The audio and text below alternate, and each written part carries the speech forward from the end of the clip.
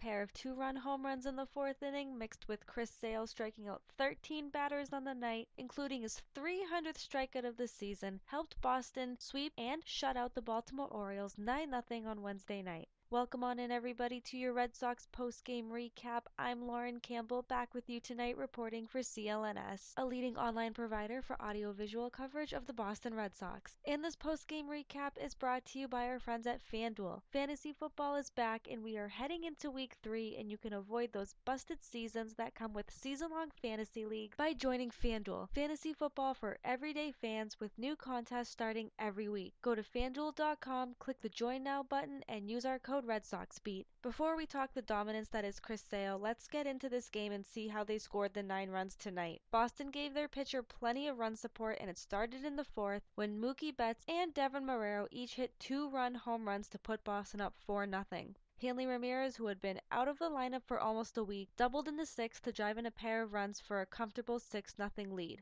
Boston continued to add to their lead in the eighth when Dustin Pedroia doubled to drive in 2 more runs with the bases loaded to extend their lead to 8-0 before Ramirez drove in his 3rd run of the game in the ninth to make it 9-0, a score they would later win by. Of course, the story of this game is Chris Sale, who not only surpassed former Sox pitcher Roger Clemens for second most strikeouts in a season with 291, but he became the second pitcher in Red Sox history to reach 300 strikeouts in a season. The last Boston pitcher to accomplish this feat was Pedro Martinez in 1999 when he finished the season with 313 strikeouts. This is a record Sale could easily beat, as he is scheduled for 2 more starts before this regular season ends. The lefty is now 17-7 on the season and lowered his ERA to 2.75. He's only walked 41 batters all season. There is just not enough to say about Chris Sale. He has been absolutely dominant. He has had those few rough starts in September, but tonight he came out. He gave a vintage Chris Sale performance. It was just an unbelievably cool moment when all his teammates were smiling, high-fiving him. Christian Vasquez was waving the towel as if he was bowing down to him. It was just such a very fun and cool moment to witness, and many questioned if he would even go out in the 8th inning after the Red Sox had a lengthy top half of their inning, but there was no way John Farrell was telling him no, and there was no way Chris Sale was taking no for an answer. He was hungry for strikeout 300, and he absolutely got it. Huge congratulations to Sale tonight, as he did something that we haven't seen in a very, very long time. And just a reminder that over 2.5 million people have won cash prizes playing fantasy sports on FanDuel. Play against me and other CLNS personalities by going to FanDuel.com, click the Join Now button, and use our code RedSoxBeat, all one word, for your chance at a share of $10,000. That's FanDuel.com. Click that Join Now button and enter our code RedSoxBeat. Void where prohibited.